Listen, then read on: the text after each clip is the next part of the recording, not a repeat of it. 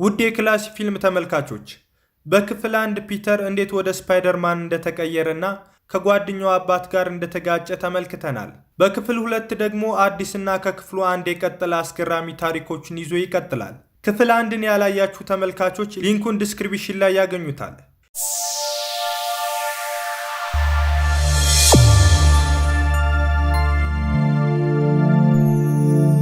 ፊልሙ ሲጀምር ፒተር ጎዳና ላይ የተለጠፉ የሜሪ ፖስተር እየተመለከተ የልጅነት ፍቅሩን በሱ ምክንያት ጥቃት እንዳይደርስባት በማሰብ የፍቅር ጥያቄዋን በመግፋቱ ሲያዝን ይታያል።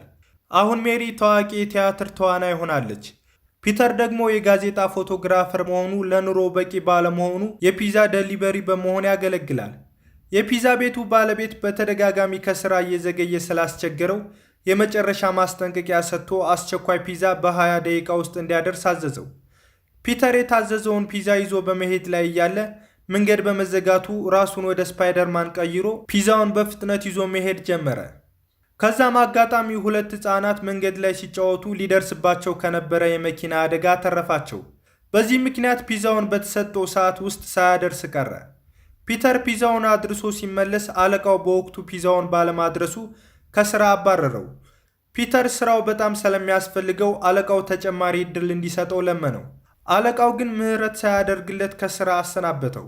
ፒተር በፎቶግራፈርነት የሚያገለግልበት መስሪያ ቤት ሲመለስ የሚያነሳቸው ፎቶዎች ለጋዜጣ የሚፈለጉ ባለመሆናቸው ከስራ አሰናበተው።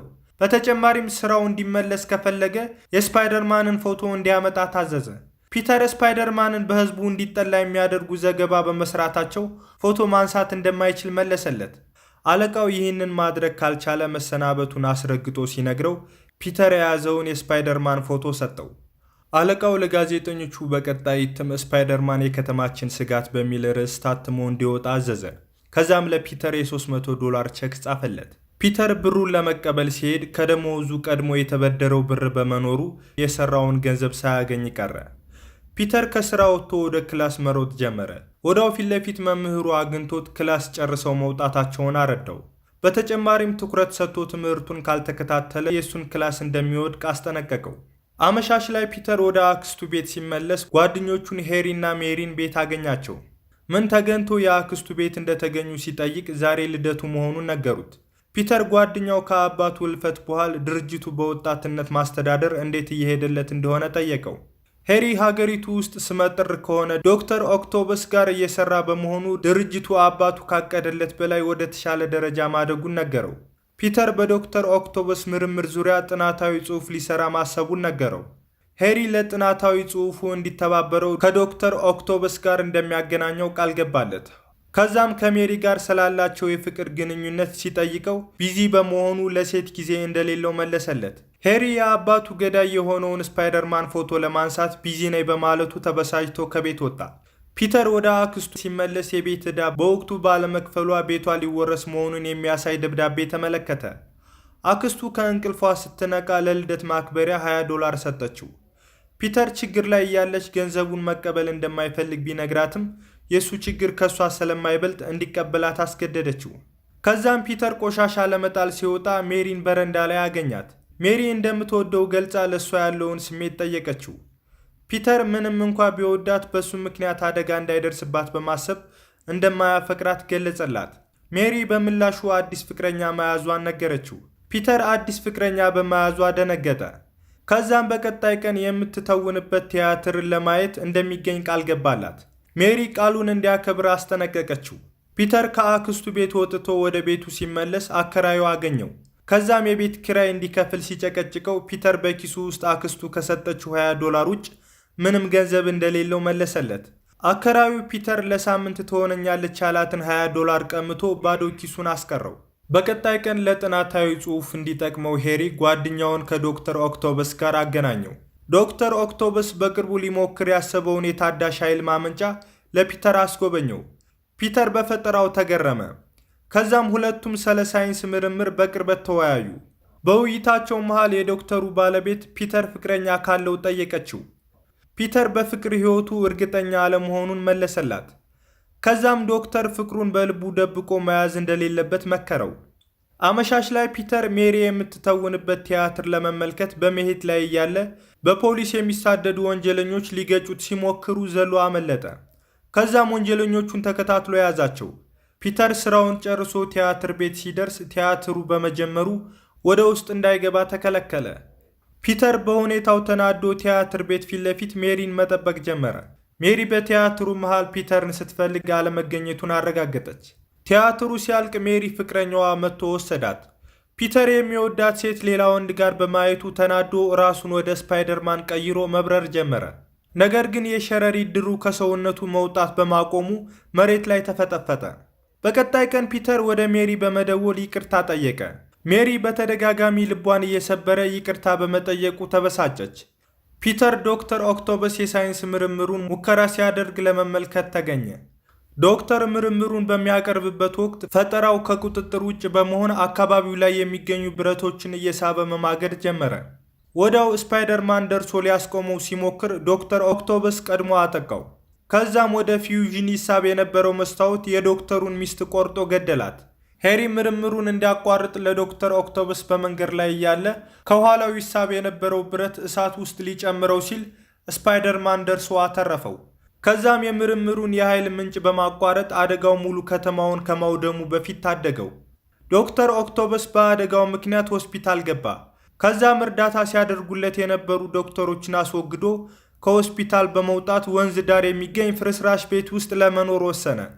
ከዛም የጀመረውን ምርምር ከግብ ሳያደርስ መቆም እንደሌለበት ወሰነ። ምርምሩን ለማስቀጠል ገንዘብ ያስፈልገው ስለነበር ለመዝረፍ ባንክ ቤት ሄደ። ባንክ ሲደርስ ፒተር እና አክስቱ በቤት ዕዳቸው ዙሪያ ባንኩ ጋር ለመነጋገር ቀድመው ተገኝተው ነበር። ዶክተር ኦክቶበስ የብር ማስቀመጫውን ካዝና ሰብሮ በመግባት መዝረፍ ሲጀምር ስፓይደርማን ሊያስቆመው ሞከረ። በፍልሚያቸው መሃል ፖሊስ ወደ አካባቢው በፍጥነት በመድረሱ እንዳይተኩሱበት የፒተርን አክስት ለመደራደሪያነት ይዟት ወደ ህንፃ ጫፍ ወጣ። ወዲያው ስፓይደርማን ደርሶ ሽማግሌዋን አሳልፎ እንዲሰጠው ጠየቀ። ዶክተር ግን ወደ መሬት ወረወራት። ከዛም ስፓይደርማን የሸረሪት ድሩን ተጠቅሞ ከሞት ታደጋት።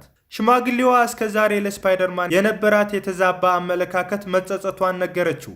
አመሻሽ ላይ ፒተር የአለቃው ልጅ ከውትድርና በሰላም መመለሱን አስመልክቶ የተዘጋጀ ፓርቲ ላይ ፎቶ ለማንሳት ተገኘ።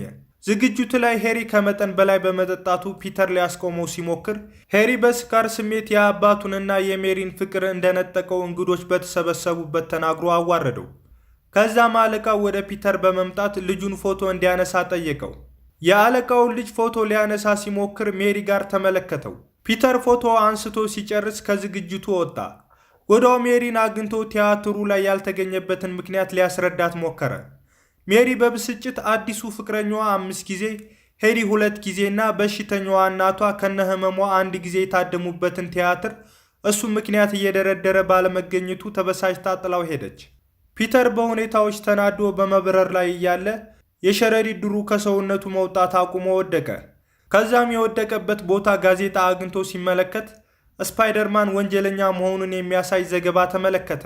ሕይወቱን መስዋዕት በማድረግ ሌሎችን ለመርዳት በመሞከሩ ይህ ሁሉ ጥላቻ ስለደረሰበት ተበሳጭቶ የስፓይደርማን ልብስን አውልቆ በመጣል መደበኛ ሕይወቱን ለመኖር ወሰነ። ፒተር መደበኛ ሕይወቱን መኖር ሲጀምር ትምህርቱን በአግባቡ መከታተል ጀመረ። በተጨማሪም የሜሪን ቲያትር ታደመ። ሜሪ ቲያትሩን ስትጨርስ በመምጣቱ ደስተኛ መሆኗን ገለጸችለት። ፒተር በምላሹ እንደሚያፈቅራትና ማንኛውንም መስዋዕትነት ለመክፈል ዝግጁ መሆኑን ነገራት።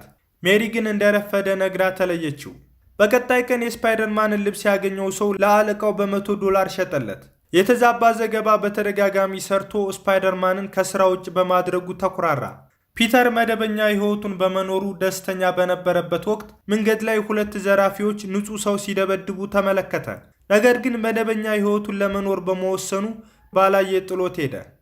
ዶክተር ኦክቶበስ ምርምሩ ለመቀጠል የሚያስፈልጉትን ነገሮች ካዘጋጀ በኋላ ፊውዥን ማስጀመሪያ ፍለጋ የሄሪ ቤት ተገኘ። ሄሪ ዕቃውን ከፈለገ መጀመሪያ ስፓይደርማንን ይዞ እንዲያቀርብለት ተደራደረው። ዶክተር ስፓይደርማንን እንዴት ማግኘት እንደሚችል ሲጠይቅ ሄሪ ጓደኛው ፒተር ፎቶግራፈሩ በመሆኑ እንዲጠይቀው ነገረው። አመሻሽ ላይ ፒተር ወደ ቤት በሚመለስበት ወቅት የእሳት አደጋ የደረሰበት አፓርታማ አገኘ። ከዛም ወደ ውስጥ በመግባት አንድ ሕፃን ታደገ። በሚያሳዝን ሁኔታ ሕፃኑን ታድጎት ሲወጣ አራተኛ ፎቅ ሌላ ሕፃን ተቃጥሎ መሞቱን የእሳት አደጋ ሰራተኞች ሲያወሩ ሰማ። ከዛም ወደ አክስቱ ቤት ሲሄድ ዕቃዋን ሰብስባ ቤት እየለቀቀች ደረሰ። ዕቃ ማሸጉ ላይ ሲረዳት የነበረ ታዳጊ ስፓይደርማን ለምን እንደጠፋ ጠየቀው። ፒተር መደበኛ ሕይወቱን ለመኖር መወሰኑን ሲነግረው ሕፃኑ በስፓይደርማን ውሳኔ አዘነ። አክስቱ እንደኔ አይነት ደካማ ሴቶችን የሚታደግና ለሕፃናት አርአያ መሆን የሚችል እንደ ስፓይደርማን ያሉ ጀግኖች መጥፋት እንደሌለባቸው ነገረችው። ፒተር አክስቱ ለስፓይደርማን ያላትን መልካም አመለካከት ሲሰማ ተደሰተ። በቀጣይ ቀን ሜሪ ፍቅረኛዋን በመተው የፒተርን የፍቅር ጥያቄ ለመቀበል ካፍቴሪያ ተገናኙ። ሜሪ እውነት የሚወዳት ከሆነ እጮኛዋን በመተው አብራው ለመኖር መወሰኗን ነገረችው። ፒተር ግን እንደማይወዳትና አብረው መኖር እንደማይችሉ ነገራት። ወዲያው ከጀርባ ዶክተር ኦክቶበስ ፒተርን በማንጠልጠል ሜሪን ማስመለስ ከፈለገ ስፓይደርማንን እንዲልከው አስጠንቅቆት ሄደ። የጋዜጣ ማተሚያ ድርጅቱ ዋና አዛዥ የልጁ እጮኛ በመጠለፏ ተናደደ። በተጨማሪም ስፓይደርማን ላይ ያልተገባ ዘገባ በመስራት እንዲጠፋ በማድረጉ ተጸጸተ። ወዲያው ስፓይደርማን አለቃው ቢሮ የተንጠለጠለውን ልብስ ይዞበት ሄደ። ስፓይደርማን ልብሱን አድርጎ ከዶክተር ኦክቶበስ ጋር መፋለም ሲጀምሩ ባቡር ላይ ወደቁ። ከዛም ዶክተር የባቡሩን ካፕቴን በመግደል የባቡሩን ፍጥነት እስከ መጨረሻው ጨምሮት ሄደ። ባቡሩ በፍጥነት እየተሽከረከረ የሃዲዱ መጨረሻ በመድረሱ ፒተር ባቡሩን ለማቆም የሸረሪት ድሩን የህንፃ ግንብ ላይ በማሰር ባቡሩን በአስጨናቂ ሁኔታ አቆመው።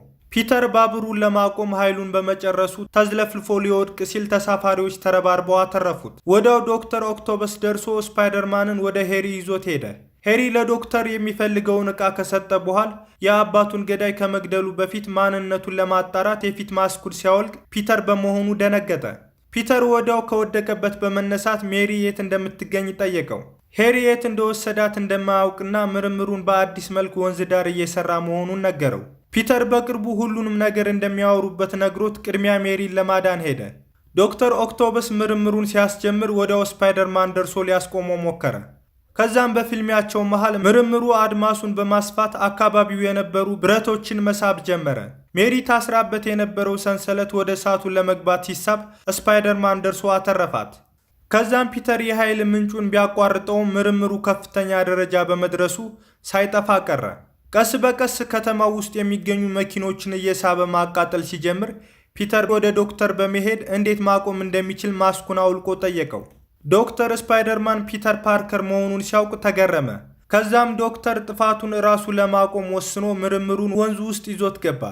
በአደጋውም የዶክተሩ ሕይወት አለፈ። ሜሪ ስፓይደርማን ፒተር በመሆኑ ተገረመች። ወዲያው የቆመችበት ቦታ ጣራ በመደርመሱ አደጋ ሊደርስባት ሲል ፒተር ደርሶ አተረፋት። ከዛም ጥላቶቹ ብዙ በመሆናቸው እንዳትጎዳ በማሰብ ፍቅሩን መደበቁን ነገራት። በመጨረሻም የሸረሪት ድሩን ተጠቅሞ ወደ መሬት እንድትወርድ አደረገ። ወደ እጮኛዋ ደርሶ ሲስማት በርቀት አይቶ ጥሏት ይሄዳል። በቀጣይ ቀን ሜሪ ከእጮኛዋ ጋር ለመሞሸር በዝግጅት ላይ ሳሉ ከልቧ የምትወደው ሌላ ሰው መኖሩን የሚገልጽ ደብዳቤ አስቀምጣ ወደ ፒተር ቤት ሄደች። ከዛም ያለሱ መኖር እንደማትችል ነግረው መሳሳም ጀመሩ። ሄሪ የአባቱ ገዳይ የልብ ጓደኛው በመሆኑ ተበሳጭቶ የያዘውን ጩቤ ፊት ለፊቱ ወደሚገኝ መስታወት ወረወረው። መስታወቱ ሲሰበር ከውስጥ አባቱ ይጠቀምበት የነበረውን ማሽን አገኘው። ከዛም ጓደኛውን ለመበቀል ሲዘጋጅ ክፍል 2 ስፓይደርማን ይጠናቀቃል። ውድ የክላሲ ፊልም ተመልካቾች የስፓይደርማን አጓጊ የሆነው ቀጣይ ክፍል በፍጥነት እንዲደርሳችሁ ሰብስክራይብ በማድረግ የክላሲ ፊልም ቤተሰብ ይሁኑ።